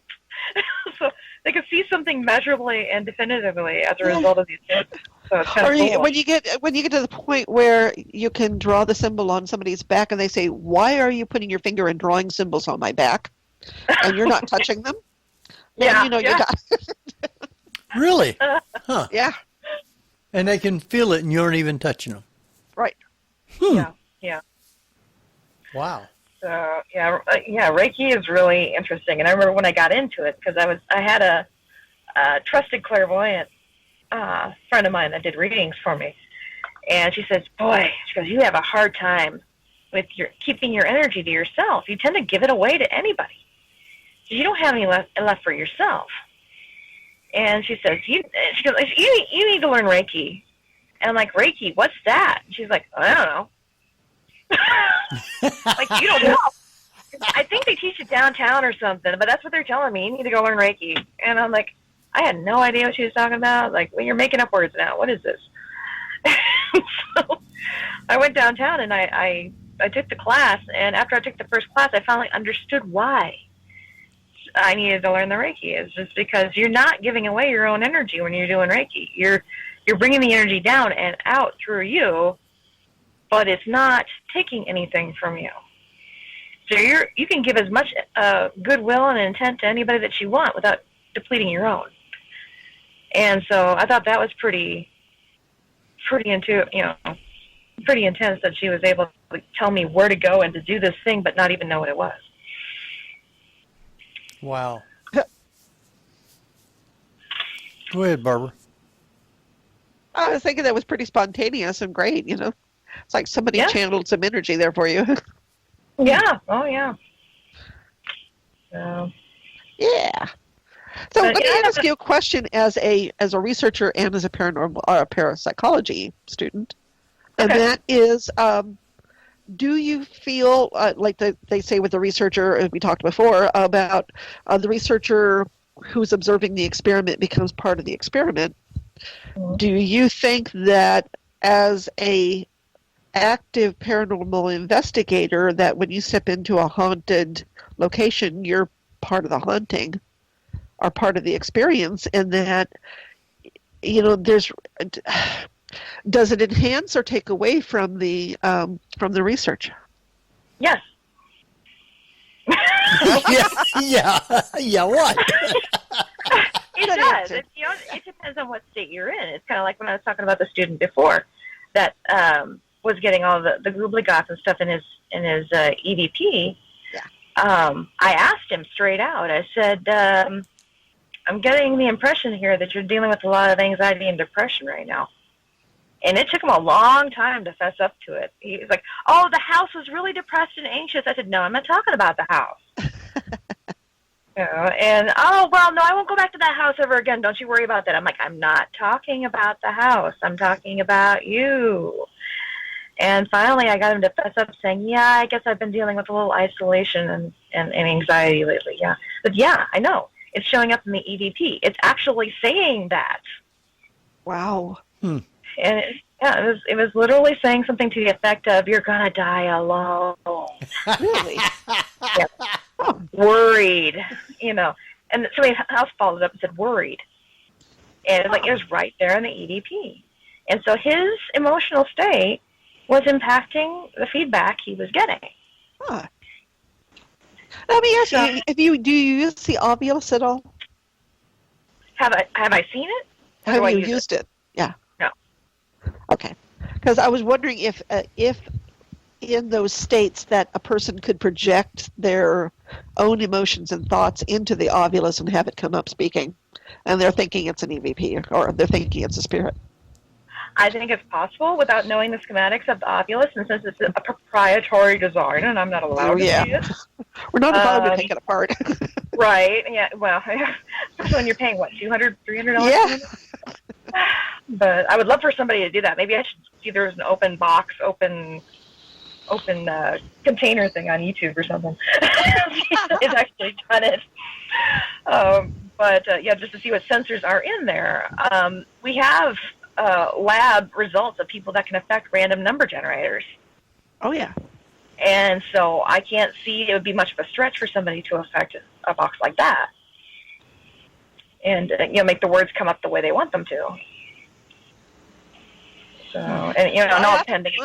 Yeah, even with people who do tarot, because they're shuffling the cards. And, of course, if you're shuffling the cards and you want an answer and you're going to come up with the right answer or the answer that you want, you can manipulate those cards. Now, is it quantum entanglement? I don't know.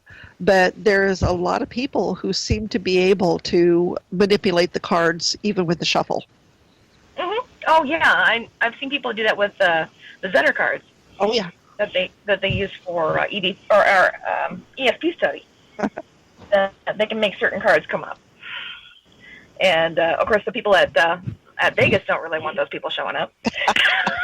but yeah, people at the Rhine have done that in studies where they've been able to make things show up on roulette wheels, make things show up on random number generators. Even Dr. Roger Nelson from Princeton just published his findings in Global Consciousness in his book, how he had the random number generators placed all over the globe, and he would measure the state of the global consciousness by what the random number generators were doing. And he could tell when there were things such as electing the new pope, that the select random number generators throughout Europe would act differently than the rest of the world. Wow. And then his biggest study, of course, was the 9/11 study, where the random number generator started acting up 4 hours before the first plane even hit. Really? Yeah, it's really, really remarkable. and it continued to peak for several days after that. Wow. So it was definitely, something was affecting those random number generators. One can only speculate it was the global consciousness of the world.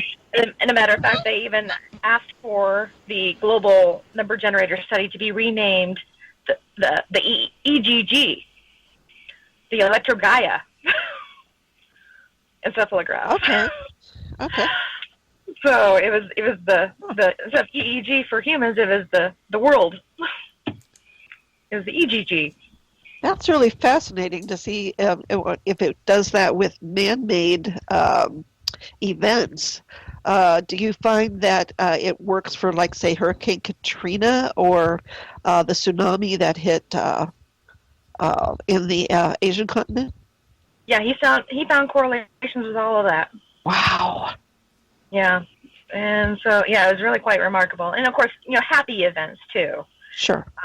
Like the big, I forget what the color festival is in India. I forget what it's called. But he had the random number generators spiking over that too. Oh, so happy okay. events just as well, would also, peak those also. Wow. That's fascinating. Yeah. So, I mean, I don't think it's much of a stretch at all that somebody can affect a random word generator. It makes you kind of wonder about the transcendental meditation groups that are also sponsoring these meditation groups to try to heal the planet. And they've had some success in doing that, too. Funny you should mention that. Uh-oh. All right. We actually had Maharishi University show up at the SSE this year in Denver. Oh, okay. Yeah. And they did a presentation on transcendental meditation and the measurements they received after certain world events. And it was, I didn't even know they were doing that kind of work there. And apparently they do have a consciousness lab. Yeah. In Fairfield, Iowa, right? They're still there? Yeah. So I've been invited to come down and take a look at that. And see what kind of setup they have down there. That would be really interesting. Yeah. But yeah, they're really making progress in, or I should say that the foundation has made quite a name for itself these days, trying to network like a global research project, for lack of a better word, with TM workers. Yeah. So I remember when Maharishi used to be this little small place where they did basically meditation and that was it. And now they have a physics department and everything. And it's just like, oh my gosh. It's really kind of it was a big deal when they were trying to levitate. Remember that? Yep. Yeah. So, they've been around for a very long time. Well, have you ever seen them, what they call raise a table or make it move up and down? I've been involved in several table tipping episodes at the Spiritualist camp in Iowa. That was interesting. I had the full spectrum camera running the entire time, and I still cannot, for the life of me, figure out, unless it's like subliminal muscle movements. It's really hard to tell. I mean, I couldn't. We had that table doing almost a quarter-time waltz across that floor. I could not figure out. Yeah. But we weren't doing it all night long. It would come and go in spurts. So, and then sometimes we'd go at it and not get much of anything. So, yeah, it was an interesting experience. I wasn't really used to doing that kind of thing. I mean, I've seen, Ouija boards and, sat in seances before, but I'd never done the table tipping before, so that was interesting. Wow. I seen it happen one time, and Tim Shaw was leading the thing, and I mean that thing. There was 4 people around it, their hands on top of the table, and some of them wasn't even hardly touching the table at all. But that thing was up and down, walking all around the floor, and so. Yeah, most of the time we had it spinning. We weren't. It would jump every now and then, but not completely off the floor, and it certainly wasn't levitating. But wow. But that was just our experience, though. Okay, so we're down to about 12 minutes. What place would you like to go to investigate? Oh gosh, that would be a tough one because I've had some really good experiences already. Like I said, I have one coming up here when I go to Gettysburg. The house was built in the 1700s. Which one's that? And it's a private residence. Ah. You know, it's near Frederick. I can't say where, of course. Right.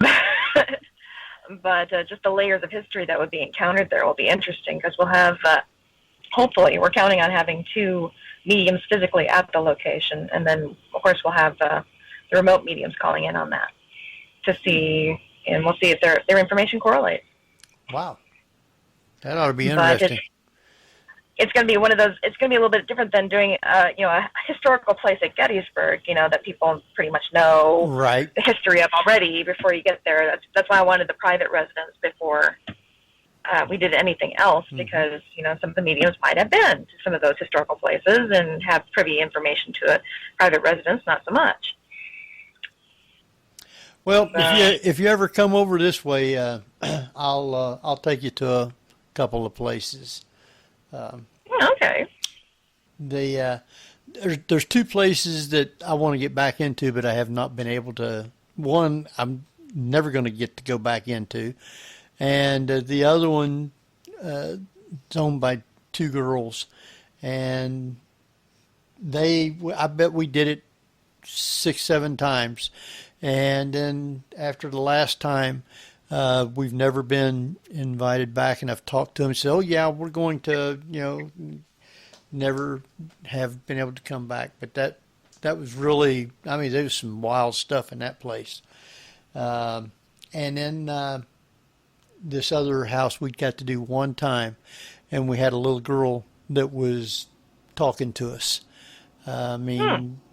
We would be asking questions. We had a medium there. And she would say, because I was trying to talk to the little girl, because the people that lived there told me that there was a little girl there. And I kept trying to talk to her, and this medium all of a sudden said, she misses her mommy. And as soon as she said that, you hear this little girl saying, Mommy? Yes. She said it, and then you picked the recording up of a little girl saying it. Now that's neat. So. We had that happen one other time too, and I think we discovered that they were seeing 3 entities in the house. They were seeing a teenage boy, an elderly man, and then a young boy. And somehow walking through the house, we were able to piece together, this is not 3 separate entities, it's the same entity. It's just in 3 different states of age. Of age, yeah. And that's when we found out that one of the gentlemen that owned the house had dementia. Wow.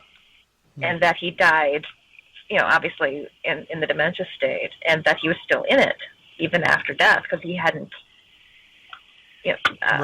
made the transition over. So he was still in kind of like that broken mind state. Wow. And so it's like, how do you get somebody like that to move over? How do you get them to move on where they can be at peace? How do you do this? And I'm like, I said, nobody forgets their mommy. Right. They always want their mommy. And all 3 of us heard out loud this little boy say, Mommy? Yep. And they jumped when they heard it. And it's like, all we can hope for is that, he did go. And I haven't heard anything back from that location since. But wow. But it's interesting. We were talking about anthropological parapsychology, and it goes back to some of the beliefs where there's a split. You can split the soul. Yes. And it's the dementia state seems to correlate with that in a lot of ways. Yeah. Oh, yeah. It almost like fragments. Uh-huh. And it's sad to think that somebody could exist for a long time in that state. We had a case down here in Iowa where we were dealing with a wife that had passed away. She had Alzheimer's, and they were having a heck of a time down there trying to get her to cross over. And then they found out that there was a gentleman showing up in the house also, and it turned out it was her husband trying to come back and get her. And she was still lost in that Alzheimer's state, and he was having difficulty, so the only thing he could come to peace to do was to stay with her. And so now they had 2 entities in the house. But I don't know if they ever got that resolved. Huh. Wow. But it's. I love the fact that it's a parapsychology when you actually have people with degrees in psychology who can understand that these people were living at one time. The psychology of a ghost and the psychology of a living being are pretty much the same, and you have the same type of emotions and neuroses and what have you to be able to recognize. Yeah. They're still very human, and that's a discussion that we had too at the conference. And some of the practices that were done in the paranormal field were really frustrating me from a psychology standpoint. Not that I'm a psychology major. I mean, that's what I'm looking at. I think I might go PhD that way. But how they go in and they interrogate the entities. And some of these entities have been through horrific ordeals. And demanding they tell them this, demanding they tell them that, making them relive these horrible events that happened to them while they were alive. We would never do that to a victim. No. I'd like to see him do that sometime, and all of a sudden one of them spirits just slap him right across the face. Oh, yeah. Oh, yeah. I remember when Amy Allen went to Wolf Manor and had a very stern talk with the owner of that place, and was very upset with him selling, paranormal teams trips through there, because the entities in that house were not at rest. They were still very disorganized, discombobulated, and still in that chaotic state of mental unstableness and victimization. And she told him straight out, it's like, how would you like it if somebody noticed that you were living the most horrific moment of your life over and over and over again, and they had the opportunity to help you, but instead sold tickets? Good. And I was just like, oh, thank you. I was just like, yes. I couldn't believe she did that. Well, some people really had a problem with that episode, but I was cheering. I was just like, yes, exactly, exactly. Well, yeah, it is a reality show. Let me make you relive your pain, kind of. Yeah. Well, a lot of the shows that are on now, it's like they go in and drum up a lot of fake stuff just for ratings. They don't have a good investigative show anymore right now. Oh no, yeah, it's funny too, because ever since they went to Destination America, and I'm assuming it's been a month or two since I've watched it, I assume they're doing the same, is that it's just back to back to back shows of exactly the same formula over and over. It's almost like there's times I step away from the screen and I'm like, oh, I'm watching the same show. Oh no, this is the second show of somebody else doing exactly the same thing the last show just did. Right. And it's frustrating. I mean, I think television has made things a little bit too cookie cutter, and I know a lot of the producers out there have been pushing for originality, and it's just, there's only so much you can get out of the formula. You just can't. That's right. Well, we're down to like 3 minutes. So, Barbara, you got any last quick question here? Not really. They take forever because it's a great conversation going on when you found somebody you can talk shop with. Well, I did, like I said, I had a ball at the Society for Scientific Exploration. I was geeking out in the worst possible way. I ran into Dr. John Cruz from the Rhine Research Institute, who's been sponsoring these wonderful educational classes. I cannot tout them highly enough for anybody that wants to study parapsychology. They teach professional grade parapsychology courses. They are not slouch classes. You will be asked to write essays. You will be asked to talk to other people in the chat room. I mean, these are college level courses in parapsychology that they are teaching. And so John was there, and he was basically keeping my feet on the ground as I was turning around, like, that's Dr. Stephen Schwartz. That's Dr. Larry Dozy. That's, oh my God, it's Steve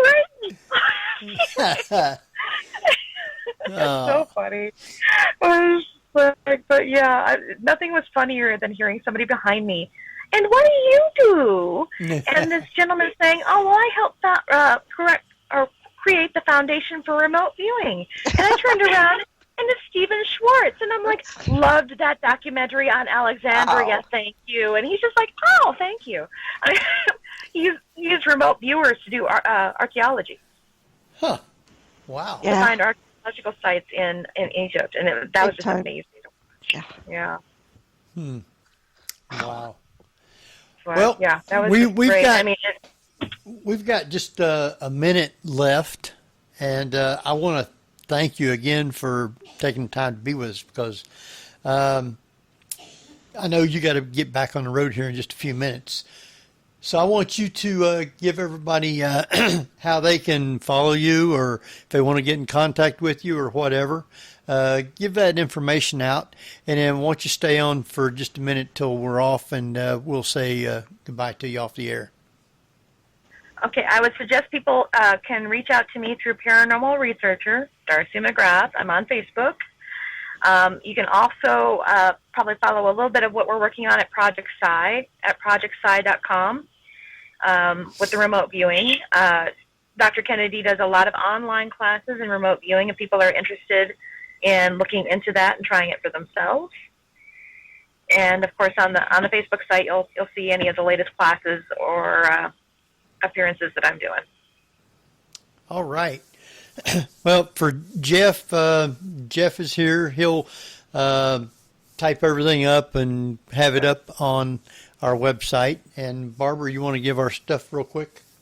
Yeah, you can find all of our links at the paranormalview.com. And thank you all for joining us.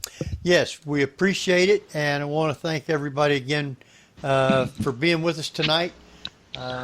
Next week we have Tracy Austin, who has a show, the Tracy Austin Show, and she is deals a lot with UFOs, but now she's into everything. So until next week, this is Henry Foister, Jeffrey Gould, and Barbara Duncan. All right. Good night, everybody.